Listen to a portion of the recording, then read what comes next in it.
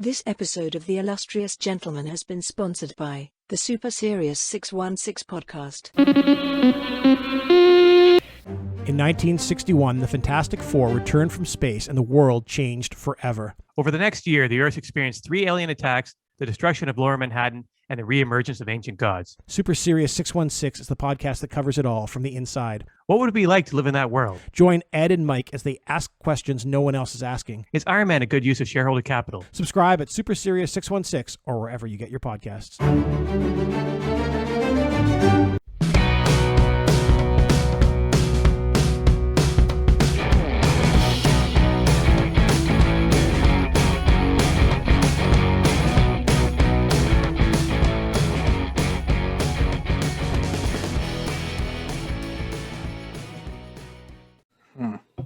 Yeah, I'm looking over this article you sent me. Is this going to be the everything but SuperPro episode? We got some stuff about comic book superhero character, comic book superhero characters.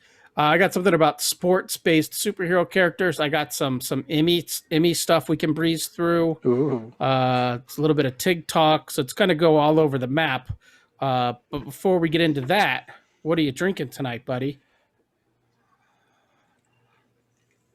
I have a labelless bottle. That's because it's my neighbor's home brew. Ooh. He said, obviously he's a home brewer, and his wife came across these bottles that he had done up a barley wine in like 2012 and had some still lying around.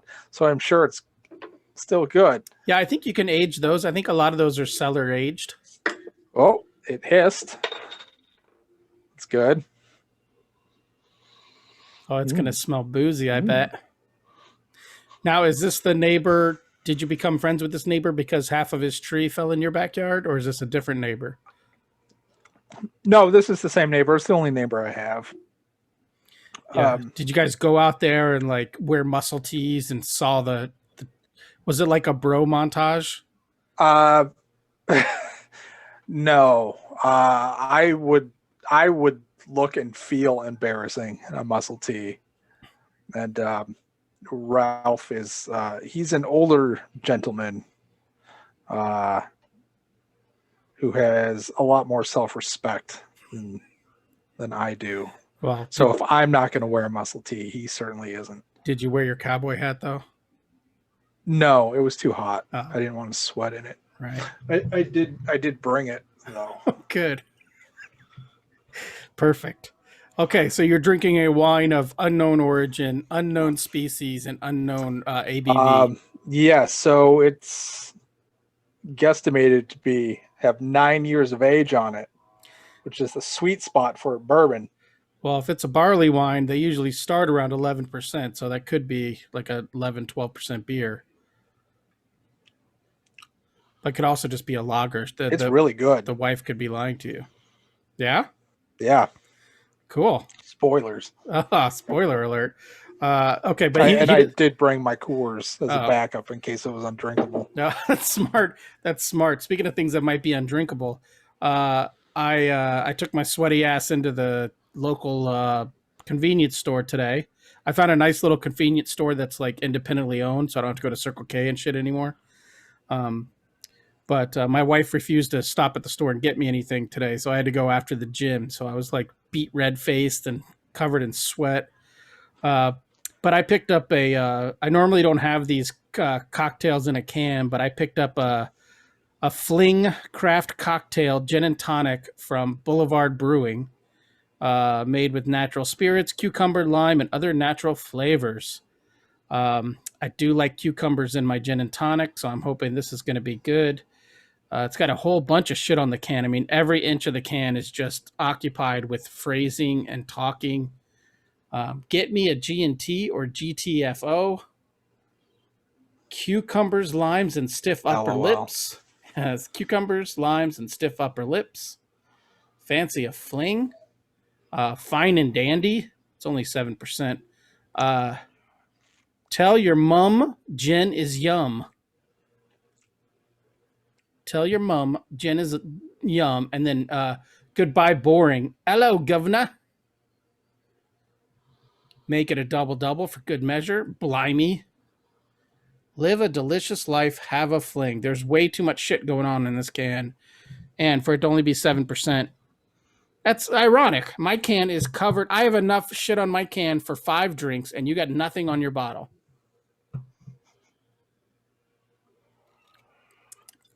I'm like that meme where I've never done a gin and tonic. I'm like that meme where that woman's like, You've never done a gin and tonic? No. Oh, man, I really like gin and tonic. Start. Gin and tonics with Hendrick's gin, which is made with cucumber. So you add a cucumber instead of lime. I really enjoy it. Great. Mm-hmm. All right, this is episode 215 of The Illustrious Gentleman. Go to tigshow.com for all your Tig Show needs.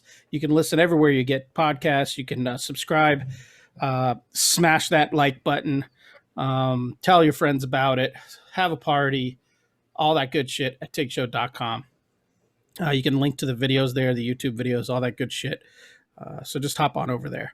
So I already went through last week's audio problems. Last week's episode we'll have to redo at some point if we feel like it. So let's move on to our world famous segment, the Tig Talk segment. Technically, we should have 2 weeks of Tig Talk, though I can't remember what we talked about last week. But if you want, I can just sit here and keep talking because you're obviously Googling something. So if you want, I'm looking at this article. This is bananas. Yeah, so we'll get to that article. Let's be in the present. Let's live in the present. It's getting worse. So did you finish Loki? I did finish Loki. Did you finish Loki? Yes, but I feel like I don't want to talk about Loki right now. Maybe later. Or sure. Can we get through it in 5 minutes? I don't know if I have the bandwidth. I don't know that it's a whole episode, but right. We could do it for. No, we could get into it. We could do a chaser or something on it or whatever. Let's give the people another week or so. Sure. Yeah. Catch up. Yeah. All right. So one thing that I was already a week behind on, I just went to Northern Arizona and picked up my comic book haul. I picked up a little ditty called Superman 32 that was so powerful. I think it killed the book. I think it's the last issue because who could follow up Superman 32? It ruined Superman for everybody. Flesh-colored aliens and shit. But I also picked up, more importantly than your comic, I picked up the 2 newest X-Men comics written by Jerry Duggan, drawn by Pepe Larraz, and colored by Marte Gracia. Planet Size X-Men was a one-shot, and then they launched X-Men #1. So I don't know if it's a relaunch, if the other book is something X-Men. This is adjectiveless X-Men, though. But I mean, shit, the best X-Men artist in 25, well, I guess Stewart, the best X-Men artist in a decade. It's great. I'm loving it. I can let there's a lot of high concept shit going on, and I can let that go and just focus on like the parts I really love. And it's bringing me back to when I was reading X-Men, like when I was like 12, 13. It's really hitting me right in the sweet spot. Awesome. Yeah, I'm super excited for it. So when they drop the swimsuit issue, you let me know. I will, but I only want it if it's all Pepe with some Beast with RB Silva in there. Yeah, Beast in a Speedo. Oh, speaking of Speedos, there's a sexy little image on one of the things you sent. We'll get to that as well. I was going to try to do a share screen. I made I pulled all the images, but I don't know if I'll be able to do that. Perhaps we'll mess with that when the time comes. What have you been digesting the last 2 weeks? Anything you want to talk about? Anything you're excited about? No. Previously I should have mentioned because I consumed this before the last episode, I think. I'm going to join the chorus and heap praise on Bo Burnham Inside. If you have not seen it, watch it. It's what everybody needs right now. Yeah, I have not watched it. It's one of those things that I think is going to make me feel uncomfortable, and I don't like being uncomfortable. What kind of uncomfortable? Like anxious, like it might hit too close to home in some aspects. Oh, And it'll make like triggering. Yeah, it'll like trigger my anxiety. Oh,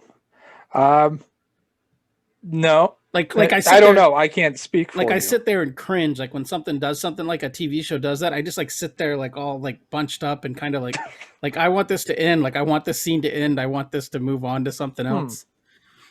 I can't handle brutal honesty in my media. I've eschewed feelings, so it's not really a problem that I have. So you no longer have feelings of any kind. Correct. Okay, that's probably beneficial in most circumstances. Yeah. It's working. Yeah, I mean, you could wear that hat wherever you want, and you don't even care.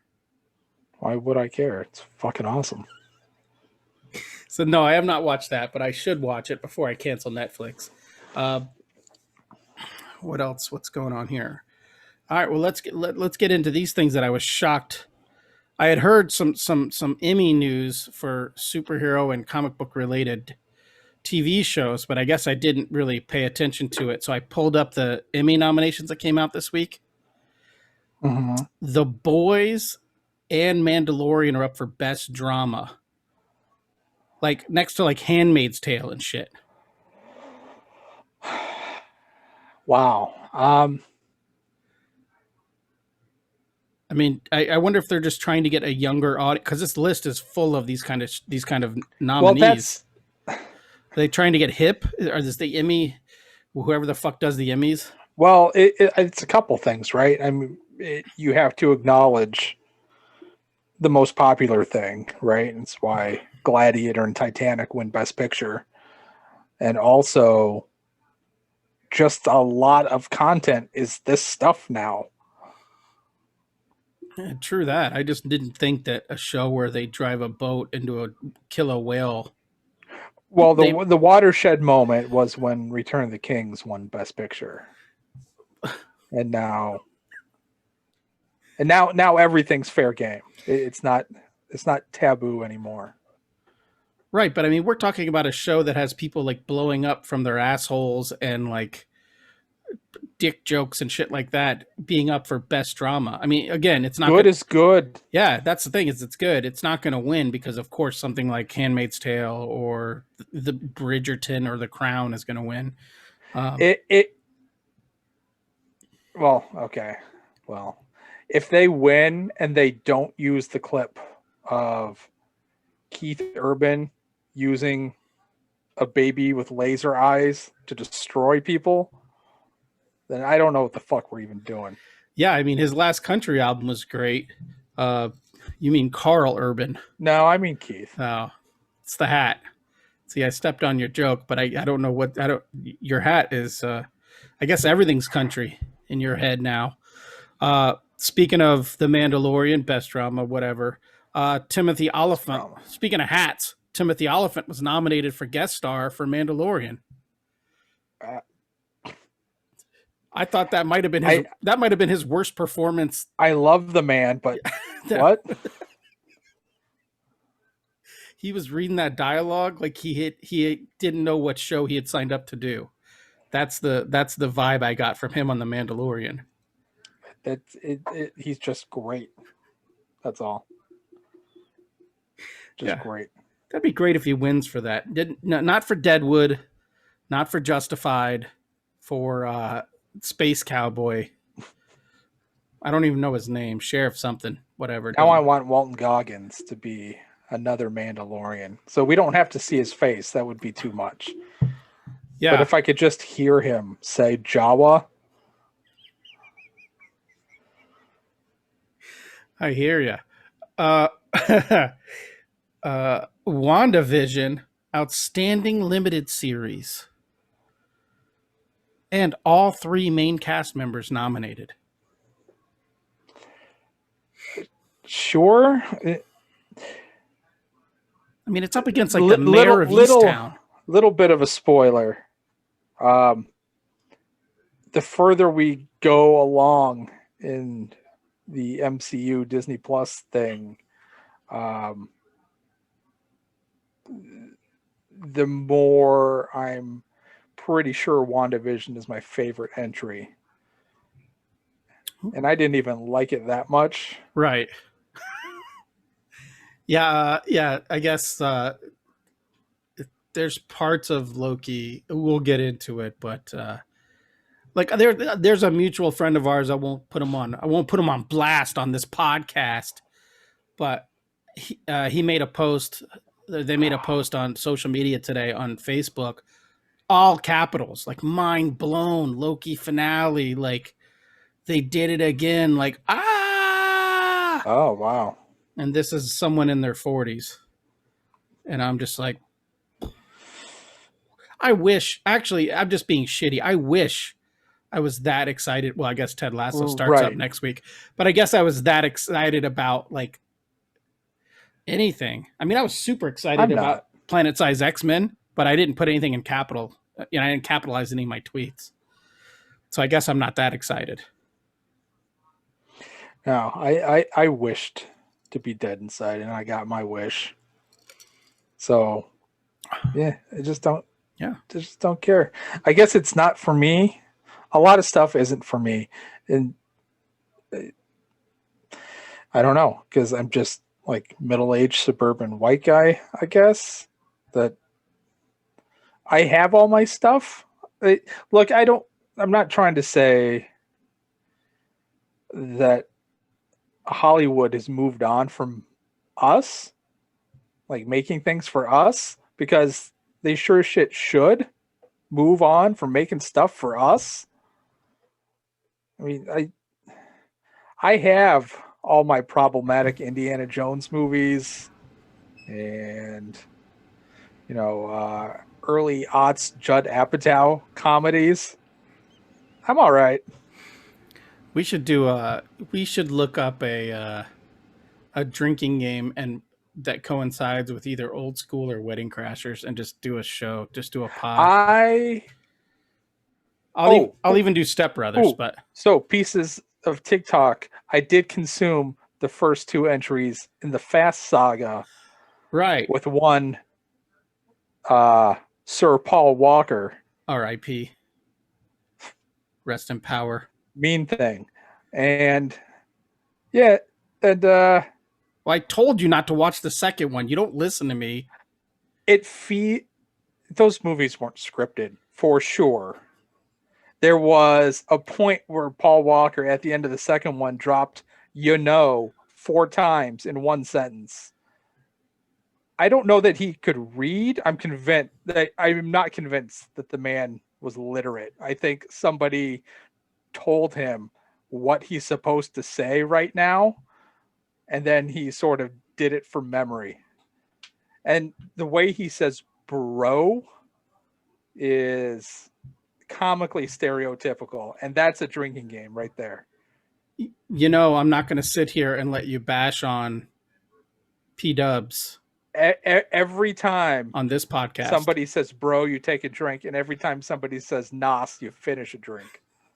Well, the problem is the franchise changes. Saying nos out loud is the funniest thing in the world. It changes after that. You just happen to watch the two movies. Oh yeah, I'm sure it's not like that anymore. But first of all, stop talking shit about Brazilian Jiu-Jitsu blue belt Paul Walker, rest in peace.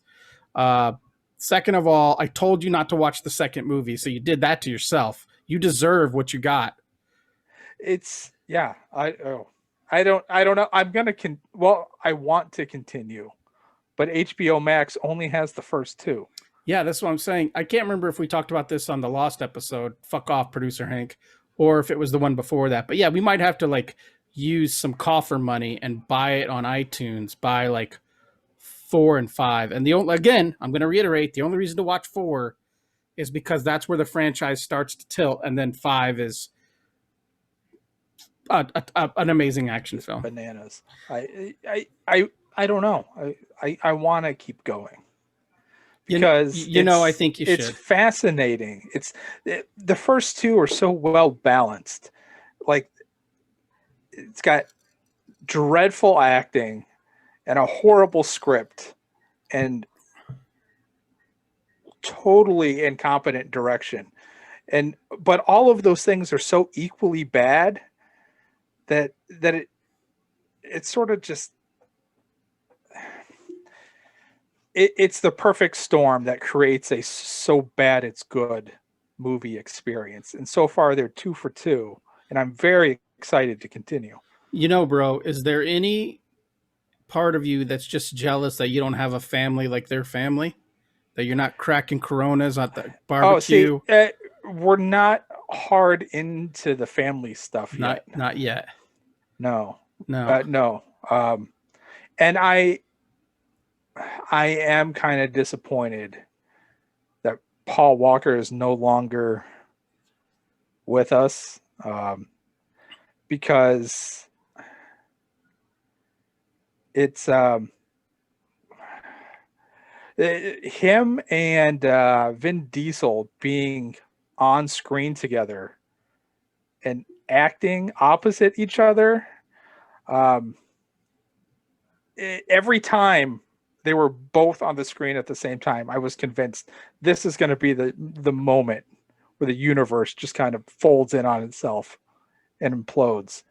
That it's an immovable object of bad acting meets the unstoppable force of bad acting. Well, bro, wait until you get to Fast 5 Rio and The Rock enters up in this joint. He just saunters up in there, oiled up. I can't imagine. Dude, Vin Diesel is a charisma void, and that's all The Rock is. you know how like when the Incredible Hulk, the Ang Lee Incredible Hulk movie came out, and it was just like Eric Bana's kind of face, but like kind of shitty CGI, but like it didn't make sense. Like the shoulders were too big, and then like the hands were too big, but it kind of made sense, but didn't quite make sense. That's what The Rock is like in Fast 5. He looks CGI'd. He is so Hulk. Like, you know, you've heard like these actors, like they do reps right before they film a scene so that their muscles are pumped up. Yeah. He must be bench pressing fucking cars off screen before he goes on there.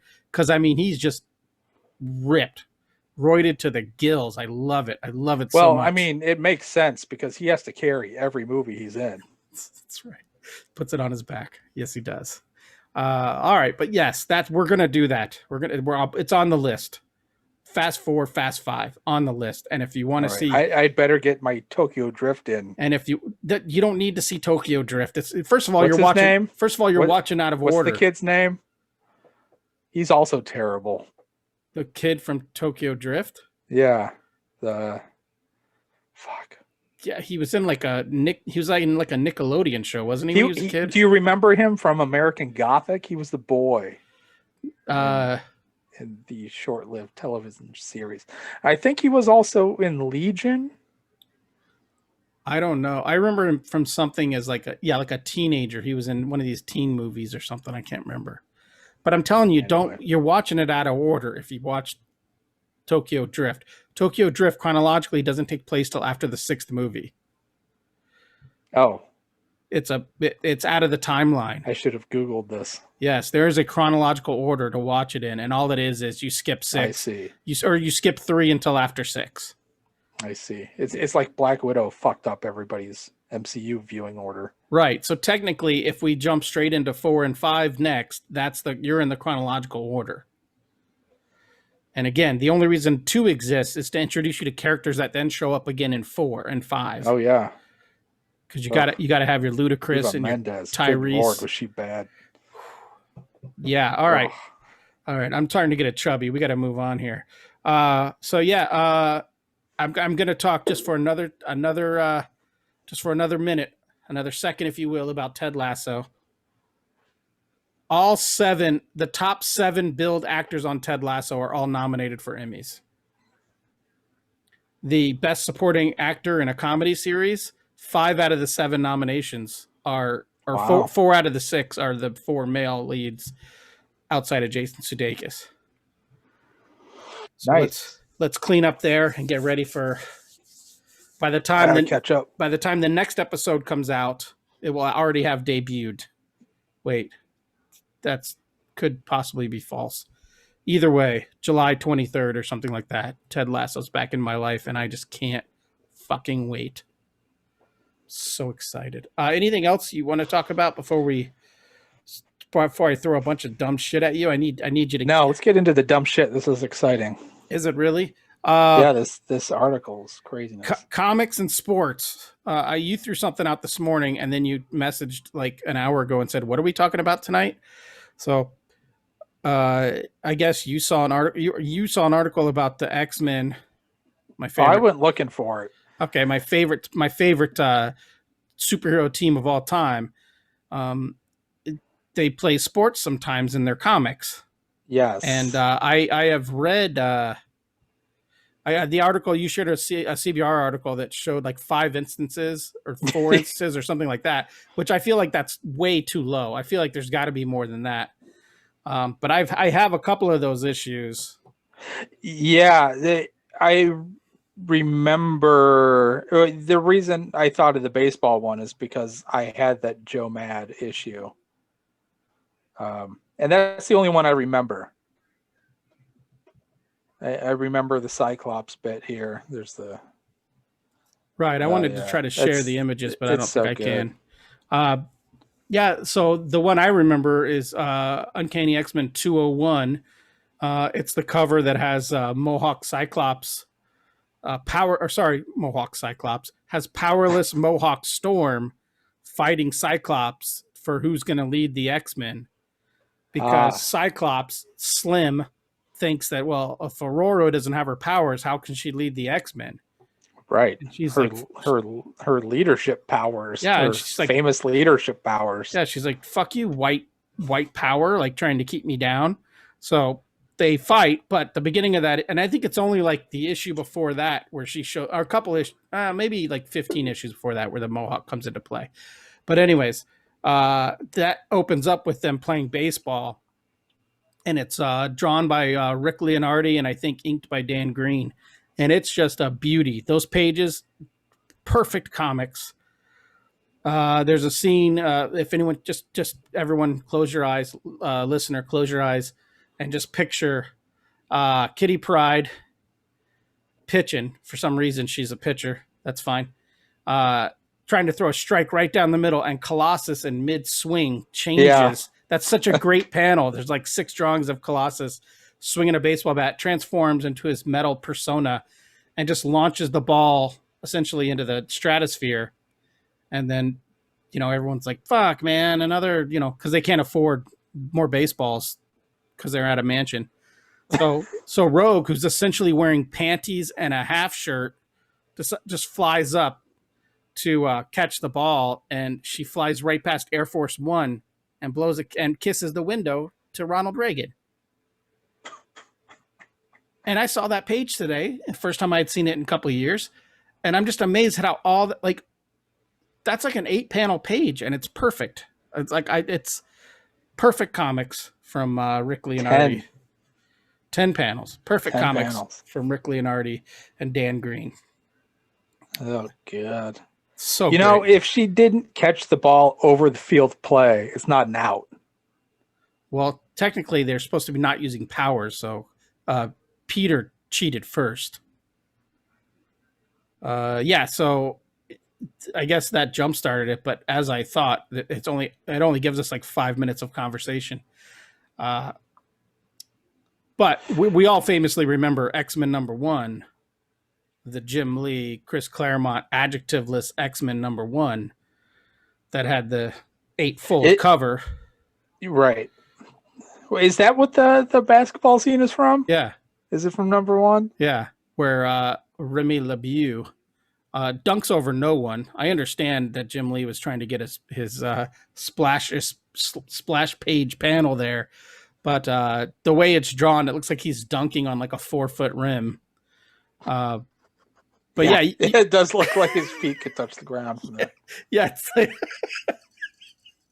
it's just it's so good and so bad at the same time. Like every drawing of Jubilee is amazing, and then you got like really into basketball, like Gambit apparently super into basketball.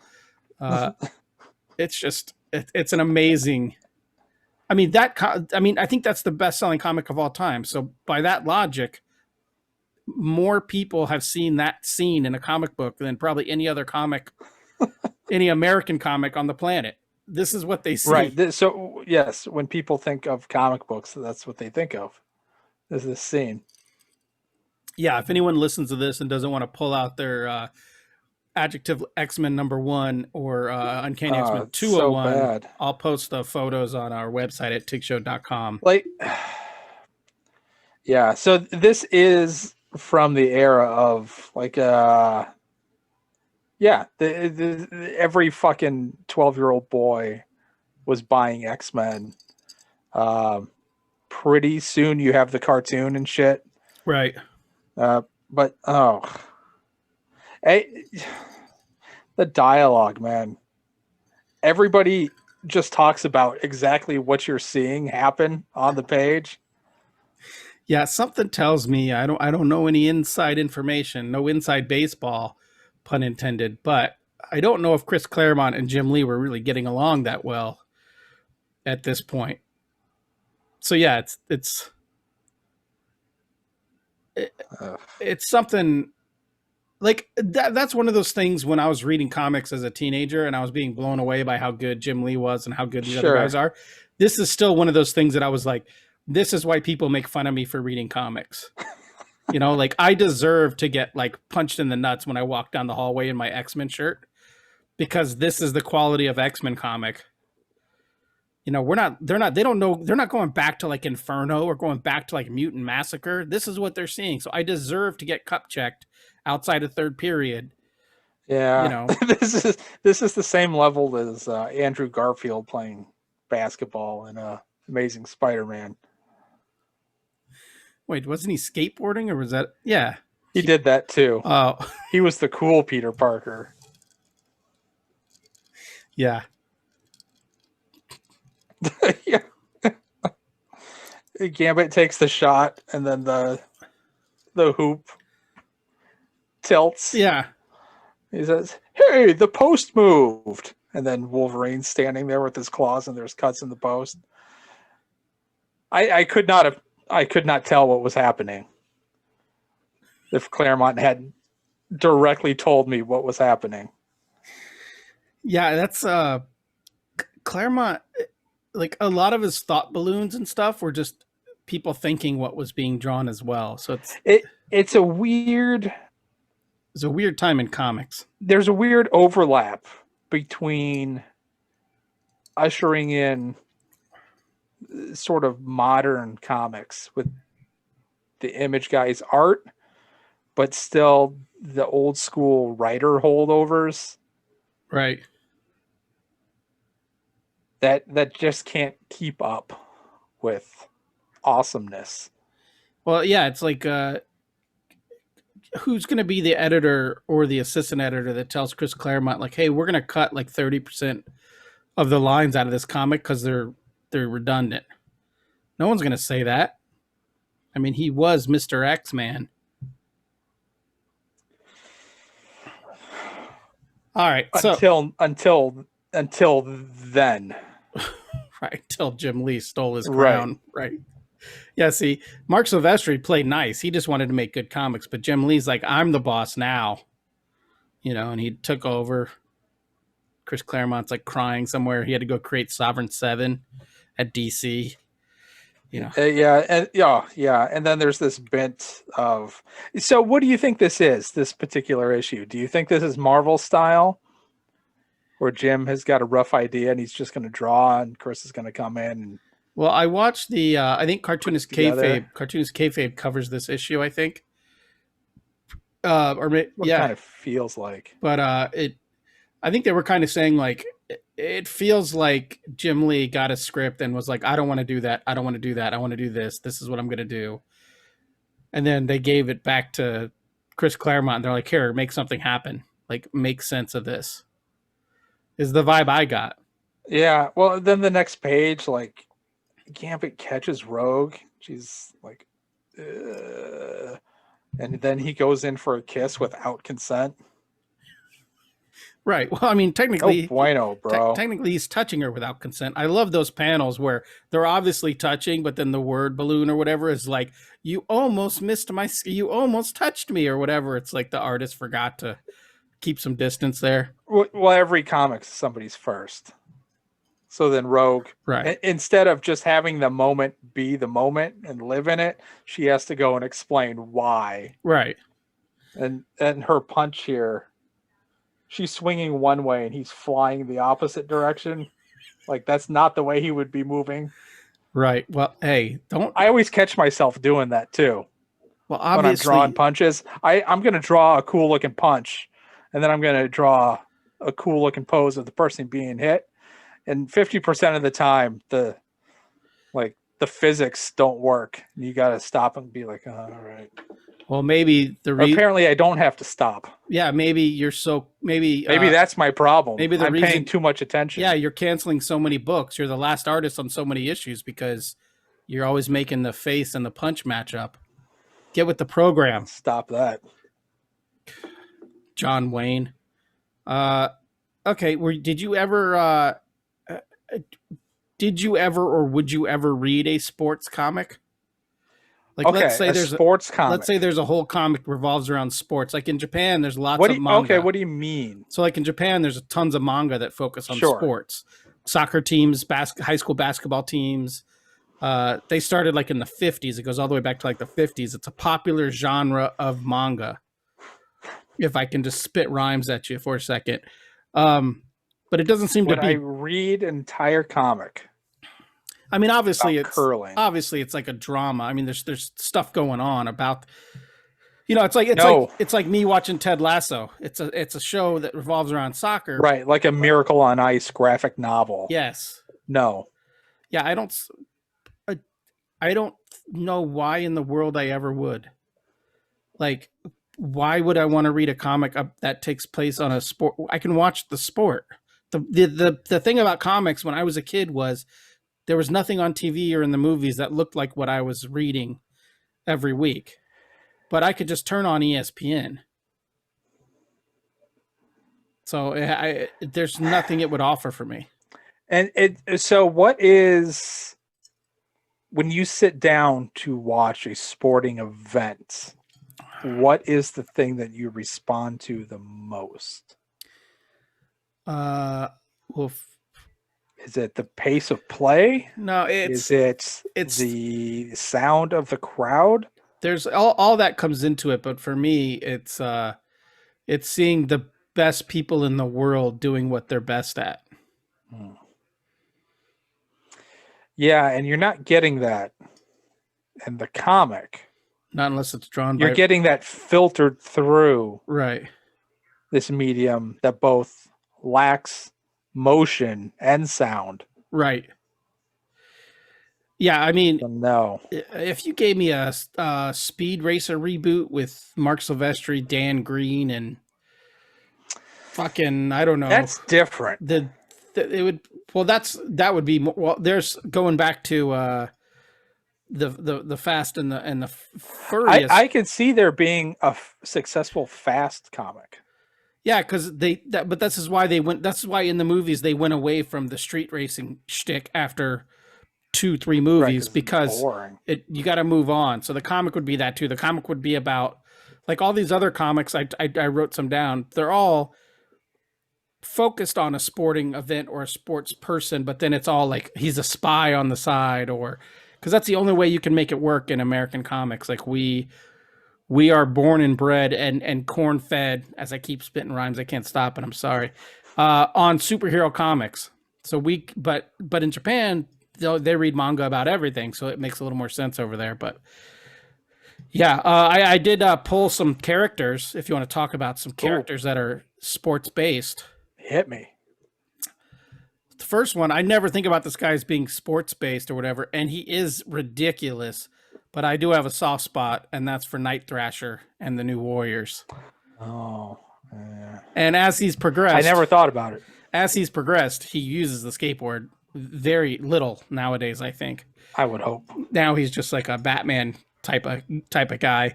But that's another thing that, like, when I was reading New Warriors in high school, just being like, oh, why has he got a skate? Why'd they give him I skated and I read comics, and this was a comic about a guy who skated, and I remember being like, this sucks. Like, well, because it is neither written nor drawn by anybody that skated. Hey, don't you dare talk about Mark Bagley that way. He could have been kickflipping. That could have been shooting his own ref. But I can tell you by looking at the skateboard that he drew, he wasn't looking at any ref. So yeah. But that's another thing. Like, I felt embarrassed. Like, if someone caught me with New Warriors #1 at school, it would be worse than being caught with like porn. Like, I'd be more embarrassed of having New Warriors #1. Oh, yeah, that's a bad analogy. Yeah, I guess that is a bet. It'd be more embarrassing than having a copy of like consumer world reports, consumer reports, or like, I don't know, Good Housekeeping. Right. Yeah. Like at the time when we were 13, it would be like Teen Beat or something. Mm-hmm. Yeah, I'd have. Yeah. Although I did have several Teen Beat. My Jonathan Brandis. Yeah. Well, you're Teen Beat. I would have been arrested if I was looking at pictures of Jonathan Brandis. I'm talking Decories, that's more my jam. So Night Thrasher kind of counts, but doesn't really count because he's cool. There's a character. I don't know if you were reading the Avengers in the late '90s when George Perez came back to be on the Avengers. I've never read the Avengers. Wasn't my bag. But he co-created a character called Triathlon. Yes, I know of this. And he had the strength and the speed and the agility of 3 average men, like 3 men. So his whole powers was like he's like 3 times faster than like me. I mean, which is going to be pretty fucking that's fast. A lot. Yeah, that's a lot. I mean, does that mean I don't know. Whenever I hear that sort of concept, I think about Dwight on The Office telling the story about in the womb he absorbed his twin, so now he has the strength of a grown man and a little baby. Yeah. So, I mean, I don't know if I want that guy on my team, because sure, he could like stop a lamppost from crushing me, but if it's anything more than a lamppost, we're dead. Saying it out loud is dumb. Like, the literal concept and the science of it all checks out, and that totally qualifies somebody to be superhuman, right? But yeah, also his name is Triathlon, has a hyphen in it. Yeah, if somebody could read 3 times faster than the fastest reader on the planet and call themselves the librarian, I would get how they would be useful, but also I don't want them in my comic book, Yeah. I don't know what this guy does. I mean, I don't know what the point. Also, it's 1998. This just reeks of like old dudes still making comics. Like, remember in the 80s and 90s when Peter Parker looked like he was still in the 50s and 60s? This reeks of like, I mean, this is almost Y2K. Like, I realize it was 23 years ago at this point, but we were living in there was internet around when they created this character. There was the information superhighway, Napster. People could share files. I mean, a character that has an Avenger with the strength of 3 men named Triathlon was created the same year I created my son. So, wasn't that long ago. Yeah, I'll pass on Triathlon. Okay. What do you got next? Well, next is the watermark. What do they call it? Watermark. The high point. Yes. Yeah. It's word salad. Whenever I look into your eyes, I can't remember anything. SuperPro obviously is the SuperPro is the end all be all. Right. But I found out when researching SuperPro, Mr. Pro, that it only lasted for 12 issues. Oh my God, that many? Yeah, but yes, he was a linebacker who got injured or something, and then had to become like a reporter. Superhero. He became a sports writer, and he was doing an article on a guy who created essentially like a suit, like a power suit. And then as they were doing the interview, the guy he was getting assassinated or something. So this guy had to don the power suit and take up the mantle of Super Pro. I see. It kind of reminds me of the Acclaim relaunch of Exo Manowar by Mark Waid. That's a deep cut. Yeah, the Acclaim. Y'all know what I'm talking about. Well, yeah, the Acclaim with 2 Ks, one short of Problematic, and I don't remember who was that. A Sean Chin Exo Manowar? Yes, it was. There you go. Exo, a character I've never gotten on board with, but I love everything Exo. about him. Like the concept is great. Yeah, it is. Yeah. I don't know that I've ever read an Exo Manowar comic.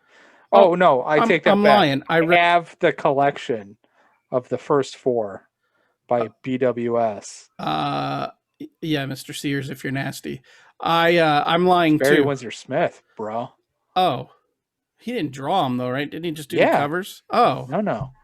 Oh, I thought you were talking about the Bart Sears issues. I did a couple years ago. Humble Bundle had a Valiant Humble Bundle where the money went to the Hero Initiative, and I bought a shitload of the Trevor Hairsign illustrated Exo Manowars, and they were actually pretty good. I mean, Trevor Hairsign is great. I like him. He's like a sketchier Brian, like a young Brian Hitch. Sure. If you will. I dig it. So I just straight up lied to your face. But yeah, Super Pro. I never. Jason Aaron is always on Twitter joking about he wants to relaunch Super Pro. I've never seen anything other than images of it online, or I've seen the comic.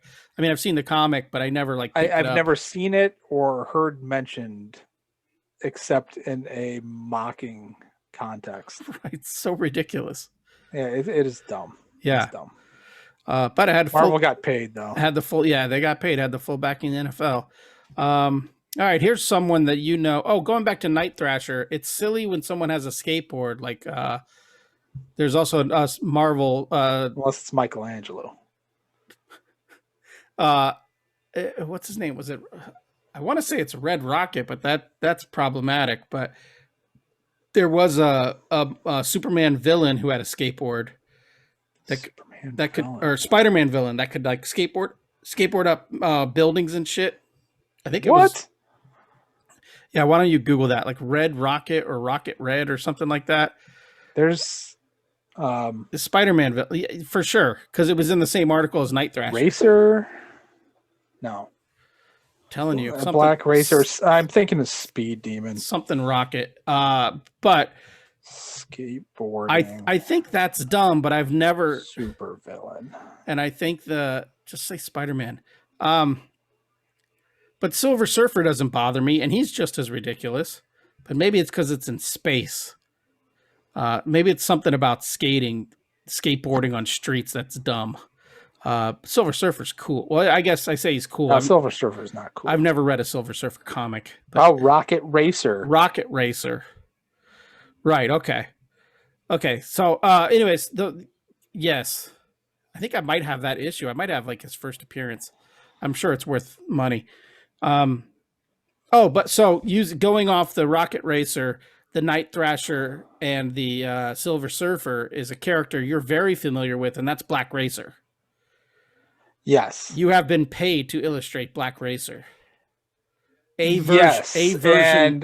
I thought I was going to get to design my own Black Racer, but the design was already done, and it was sans the skis.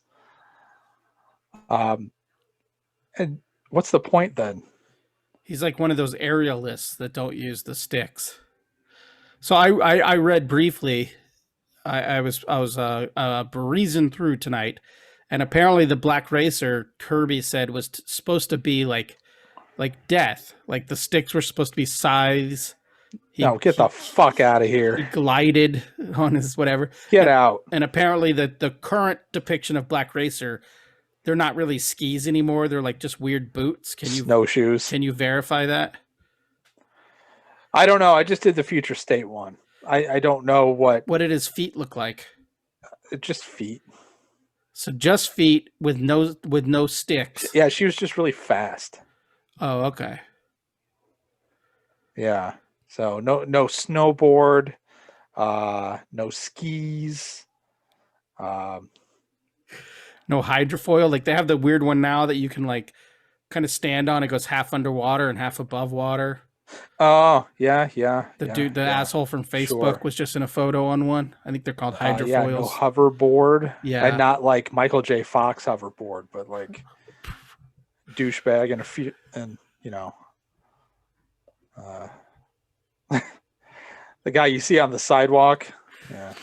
Yeah. Because you don't see anybody on the sidewalk out here in Arizona. Right, but the guy that's doing an 8-point turn on the hoverboard to try to get to where he's going. Yeah. Right. Next time, cosmic Segway. Yeah, there you go. Next time I go to Vegas and I see one of those dudes, I'm just going to scream out Black Racer. I'll probably get my ass beat. I'll probably get cosmic Segway is good. Super Segway. Yeah, so I don't care. That's just silly as well. To someone who, I mean, if Silver Surfer is silly, then having a person with sticks that can ski a cape, the cosmic. I mean, what are the sticks doing? There's nothing to dig into. There's sides. God damn it! So fucking dumb. Maybe the most popular one or the most famous sports and comics mashup is Superman versus Muhammad Ali, drawn by Neil Adams, if I'm not wrong. Another comic I've never read. Why would you? Nope. I'm gonna go ahead and I'll put all of my money on Superman. Although I'm sure someone listening right now, I'm sure listener is like, well, actually, they fought under a yellow sun or under a red sun, so it was a fair fight. Yeah, go home, nerd. Also, I do have George Foreman versus Batman. Not as good as Marvin Hagler versus Daredevil.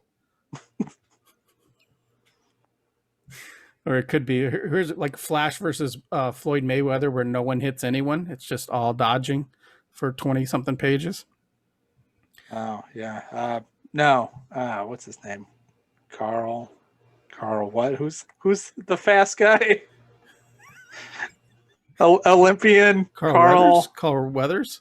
No, not Carl Weathers. Olympian Carl Weathers. I don't know. I know who you're talking. I can Whatever. picture him. Yeah, we are terrible at podcasting. This is a good one. Yeah. Yeah, so I guess if Superman doesn't have his strength, then my money's on Muhammad Ali. Because he's got the technique. Superman doesn't have to learn technique if he has brute strength. He's never taken a boxing class. No. I on my way home today, when I went to go to the liquor store, I stopped at a light, and right next to me is Rodriguez Boxing Gym in Central Phoenix, downtown Phoenix. And this is wonderful. There's a bunch of like fat kids in there taking like boxing lessons. And then I was thinking to myself, Superman's never been in that gym. Superman doesn't put the tape on and put the hours in. No. So if he doesn't have his magical strength, yeah, I buy that. Yeah, he won't even last a round. Yeah. So the last one, well, there's two more on my list, but only one's real. They're both real, but only one was in comics. One is another SuperPro-esque thing, but the last one on my list for comic books is DC has a villain called Sportsmaster. That everything he does is sports themed, and he's actually on the Stargirl CW show. Sportsmaster. So he'll like beat your ass with a baseball bat or like fuck you up with a tennis racket. He'll like whip you with a jump rope. Oh. Yeah. Yeah. He's pretty cool. I don't know what I was imagining. I think I kind of wanted like a sports bullseye or something. Somebody that kills people with hockey pucks. And Casey Jones? Oh, he doesn't kill people though. He's a good person. Sure he does. But yeah, something like that. I mean, Sportsmaster's a bad guy. He probably has killed people with hockey pucks. You know, what else? Ping pong. Like he could probably hit a ping pong ball really hard and like definitely bruise you. Yeah, really bruise you. And then like if it hits you right in the jugular, maybe you pass out. Oh, yeah. Yeah. What else kind of cool shit could he do? He could have like those Reebok pumps and jump pretty high. Do you know those shoes? You're too young for those shoes. No, I had those shoes. I didn't have the Reebok ones. But yeah. You had pumps? Yeah, I had pumps. Cool. Did they make you jump higher? Oh, no. No. What kind of player what are your stats? What are your career stats in basketball? What are you like? 6.3 points per game. I was always the tallest kid in my class growing up. So I was always playing in the paint. So you were the DeAndre Ayton of your team. Right. So you're a rebound guy. Layups and rebounds is what you're all about. Boxing out. Yeah, maybe that's why I was such a big Alonzo Mourning fan.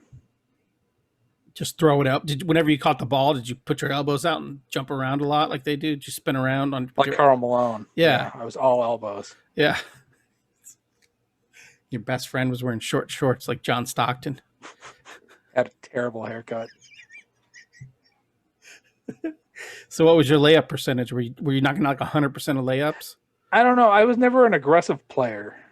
You know, I just passed the ball and rebounded. Did you even make it up court before it was coming back? Were you like the guy who kind of like, were you Shaq? Did you like lumber? Yeah, I just stayed at the other end under the hoop. No, but all of my basketball youth thing was all half court stuff anyway. So you didn't have to run. Oh. So was it like 3-on-3 or were you still doing 5-on-5? Yeah. I played in a league in third grade, something like that. It's terrible. There's this one kid, Rick. What the fuck was his last name? I'm going to out this asshole right here. Schroeder. Yeah, I don't know. But his name is your fucking name is Rick.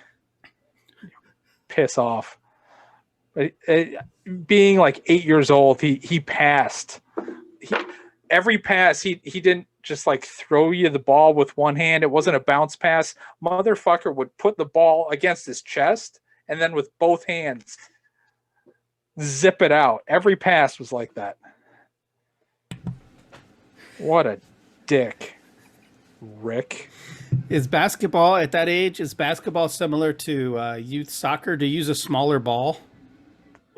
I don't recall. I don't think so. Well, I mean, you were such a giant that all balls were small to you. Man, I can't stop myself tonight. Yeah, but a Sportsmaster could be fun. Like I can imagine I can imagine a modern writer getting high as fuck and just like making up new ways for Sportsmaster to fuck people up. You'd have to get really creative and go like lawn darts, Google search for lawn darts. Crazy sports. Yeah. You could cornhole. Oh, he could throw a beanbag at you from a mile away. I think I messaged you guys several weekends ago that I was watching the Cornhole Championship. Yeah, sponsored by I forget who it's all. Johnsonville sausages. Yeah. When the pandemic, cornhole was one of the first sports to come back. After Dana White likes to say the UFC was the first major league to come back. No, it was Johnsonville Cornhole Championships. Cornhole's always there for you. Yep. Yeah.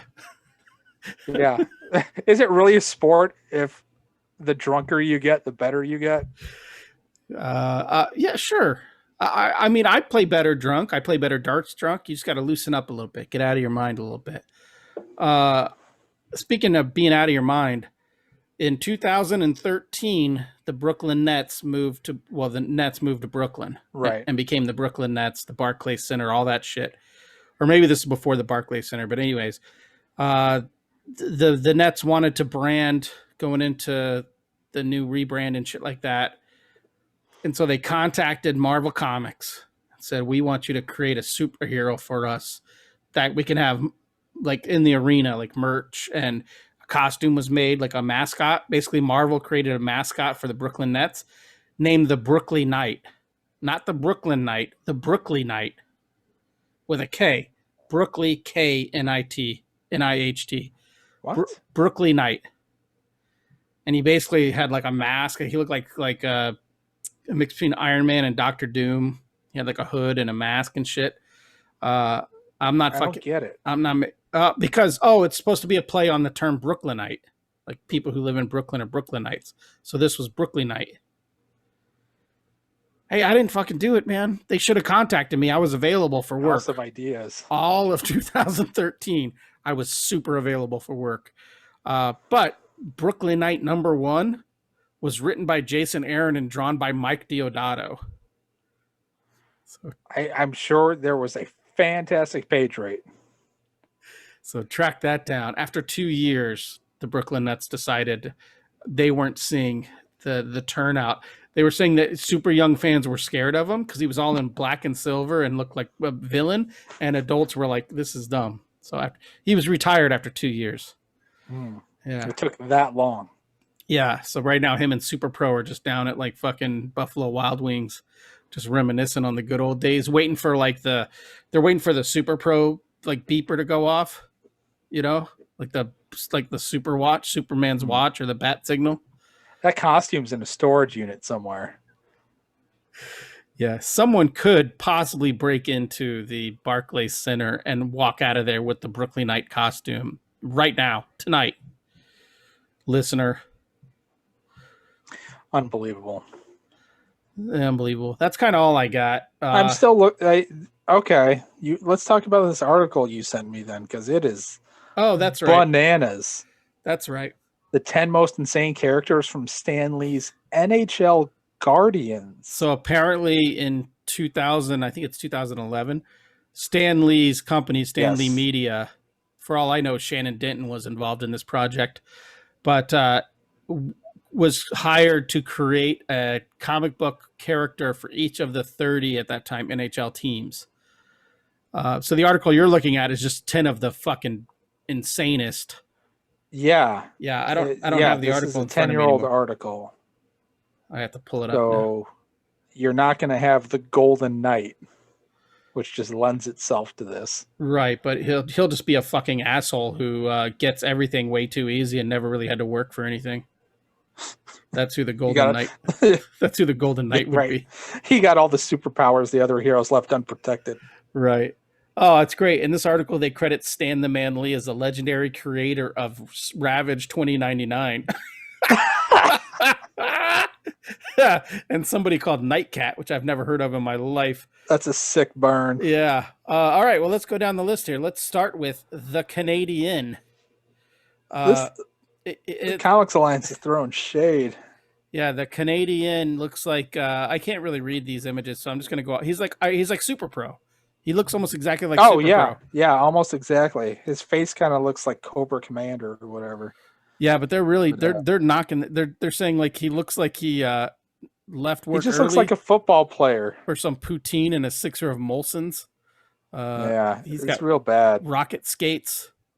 But hey, he is the hero of Quebec. He's the hero Quebec deserves. The hero Quebec needs. The Canadian. The Canadian. Yes. Yeah, he's like Big Hero 6 kind of level. Oh yeah, he's got like a rollerblade, but just one blade on the bottom of his feet. He's like a solo rollerblader. But also, he wouldn't be speaking English in this comic book. So okay. Well, yeah, it's hard to do accent in comics. Right. Next is your favorite. The Carolina Hurricane. It's your favorite hockey team. That's what they should be called. Yeah, this dude. He just looks like a Red Tornado. Right. This is going to be a running theme through the list of this top 10. Yes, he looks like Red Tornado. That's just black, white, and red, which is a smoking cool color scheme for sports. I like black, white, and red personally. But yes, the image they have here, he is doing exactly what Red Tornado does. Yeah, he's just like shooting cyclones out of his hands while his lower half turns into a tornado. Right, but Fantastic. But they don't even bring up Red Tornado in the making fun of him. They say he's like Judge Dredd. Whatever, Comics Alliance. How much do you think they paid Stan Lee Media to do this?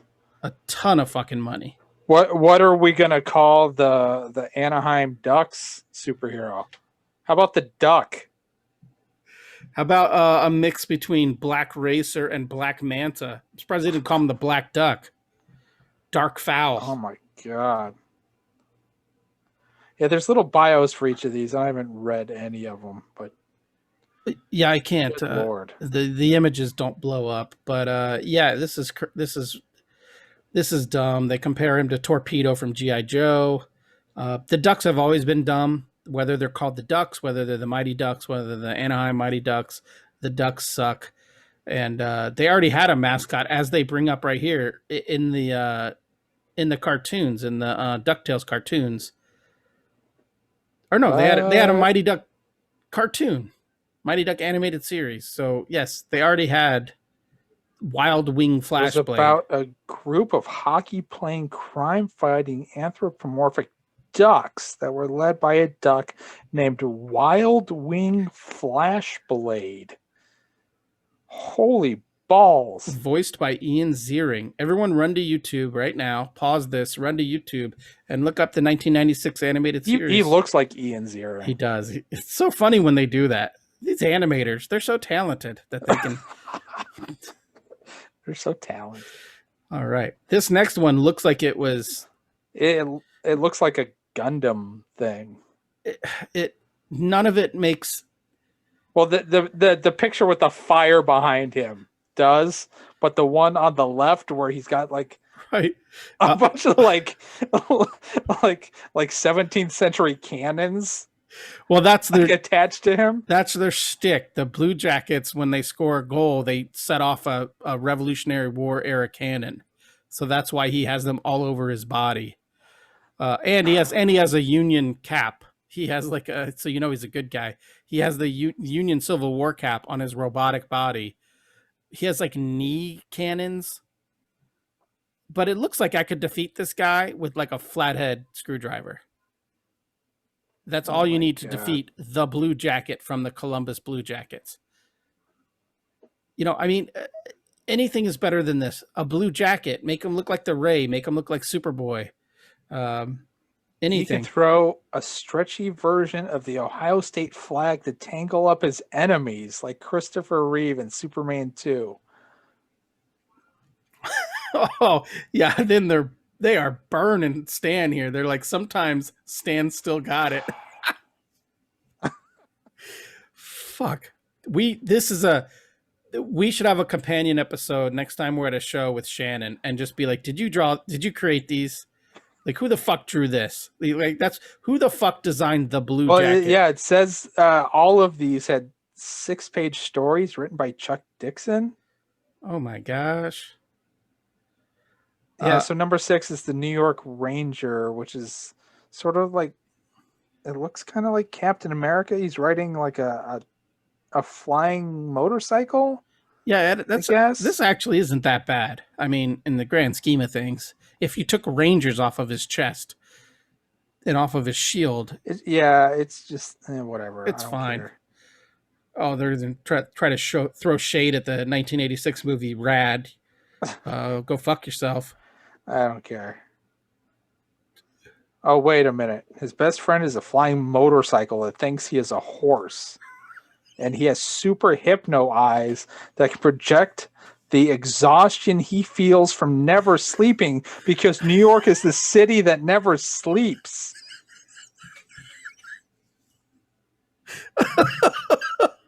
I take it back. This is great.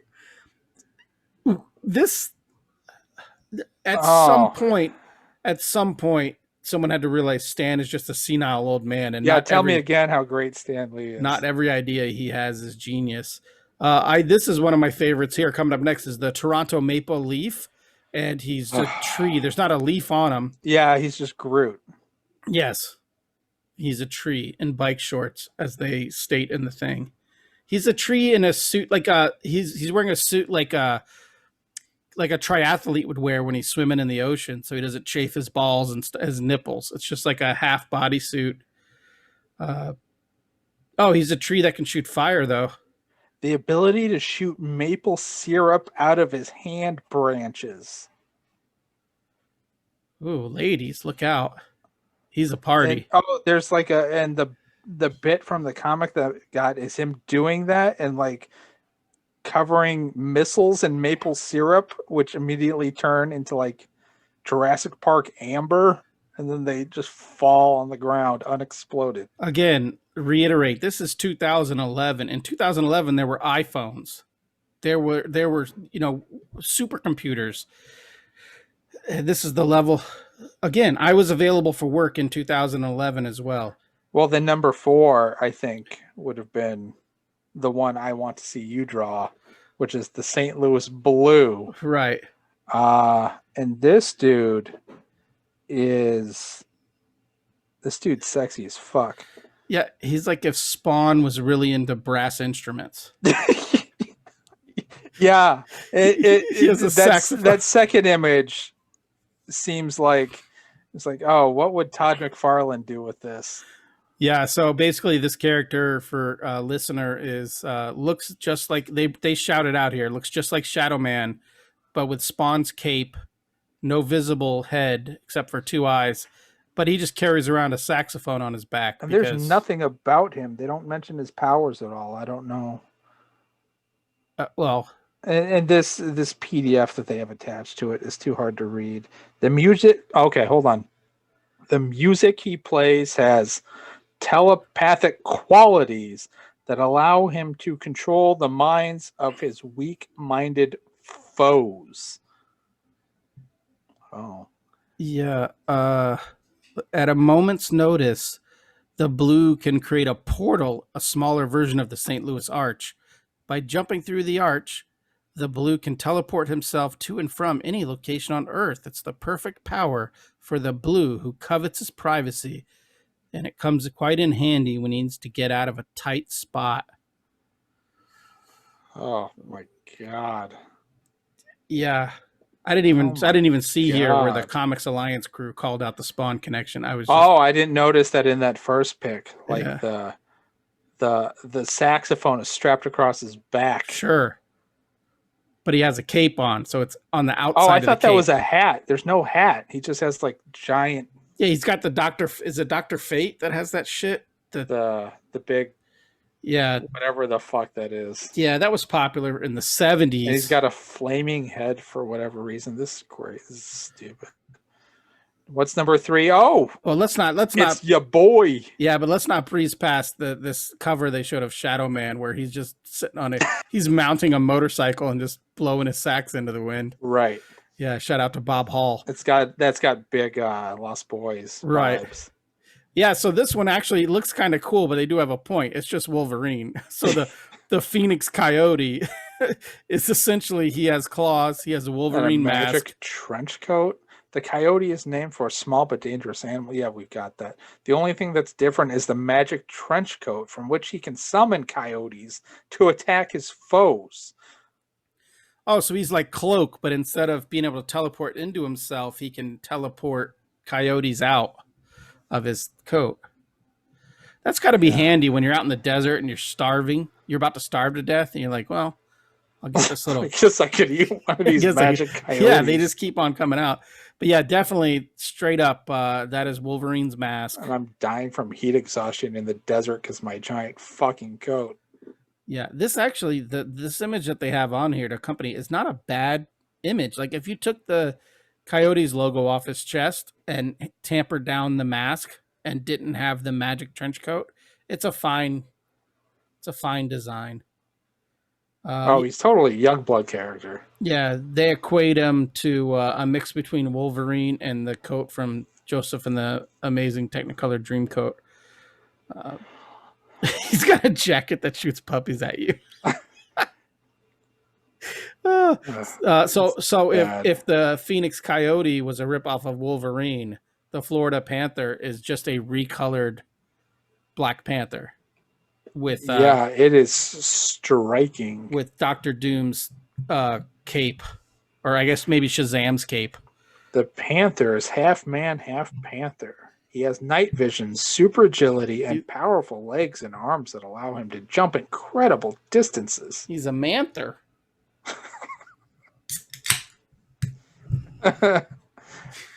Works 60% of the time, 100% of the time. Yeah, this is what the Florida Panthers deserve, is the Panther.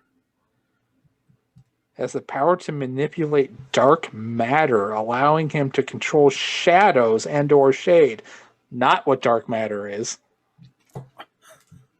He can bend light around his body, allowing him to appear invisible, when in reality, the Panther is standing right in front of you. The best part about the Panther is also none of those colors are in the Florida Panthers uniform. Like at least the Blues, the Coyotes, they use some of the color schemes. Well, you can't. What are you going to do? You can't color it white and red. But also, they were probably like, well, fuck, we just used maroon for the Coyote. We can't use maroon again for the Panther. That would just be silly. And if there's one thing this project wasn't, it was silly. Wait, I spoke too soon. The Minnesota Wild, which is already the worst name in sports franchise next to the Pelicans. Who threatens to be even more extreme than Adam X. Yeah, this guy's just named the Wild, but he's like the laughing chihuahua on Hanna-Barbera. Hyenas, the laughing hyenas. That's exactly the whoever drew this just copied one of those faces. He's a cyborg werewolf and a bandana and a pair of sunglasses. This feels like a Robert Kirkman character. Yeah, some of the dialogue in this some of this Chuck Dixon magic here is, "The Wild. This is the answer to my threat. I don't make threats, man. I only make promises, and I promise you'll be sorry you messed with Minnesota." Yeah, don't fuck with any part of the state.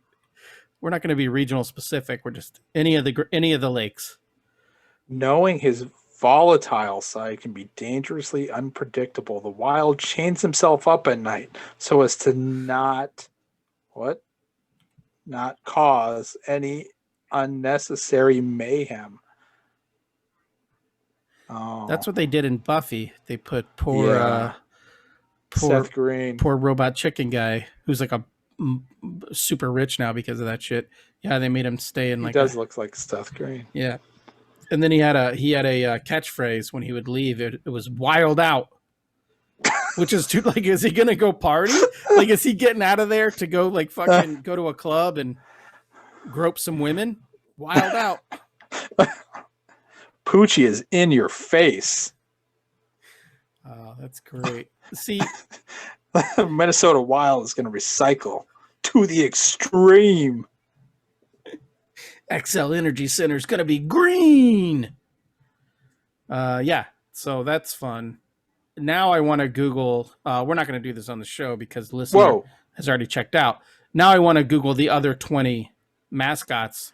The Wild also has the ability to channel the wild energy of the North Star into blasts that he could shoot out of his paws that interfere with complex electronics.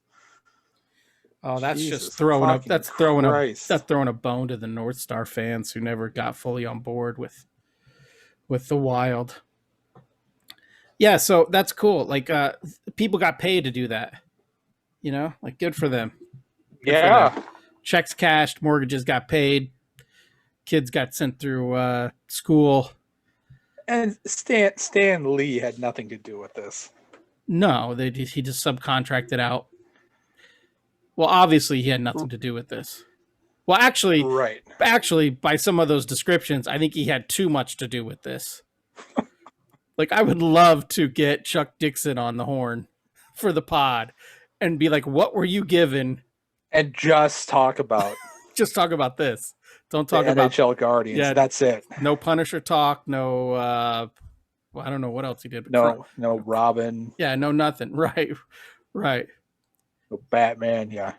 Yeah, I need you to. So what I need you to do, your homework, Scott, is to get on the horn with your pal Pete Woods, get Chuck Dixon's digits, and let's get to the bottom of this. NHL Guardians. Yeah. Yeah. Why did the Canadians speak English, Chuck? What do you have against Quebecers? All right, I'm done. I got nothing else. Good Lord. Got nothing but my Cajun peanuts That's gold. that I got at the store. Yeah, that's great. I would love to. Now I feel like there's got to be eBay. These got to be available on eBay somewhere. I should be able to find these at some point. NHL Guardians comic book. All right, let's wrap this one up. Listeners got work in the morning. Yeah. Yeah. How was your so when you had your neighbor's beer that had no label and a half-assed description? I mean, I don't know your neighbor's wife, but she seemed like she was doing the bare minimum telling you about that beer. Is it a barley wine? Did it taste like it had been? Yeah. It's like like a brown barley wine. What I remember. Like brown. Yeah. I haven't had more than a couple in my life, but wow. Yeah, you can tell it's got a particular nose. The barley wines. It's almost sweet. Brown, sugary, mapley. It's very sweet. Mm-hmm. But it's so good. See, so well done, Mr. Ralph. Well, now as a present, you have to burn. Come take the extra bottles off your hands. Yeah, you should burn this episode onto a CD and then give him a gift.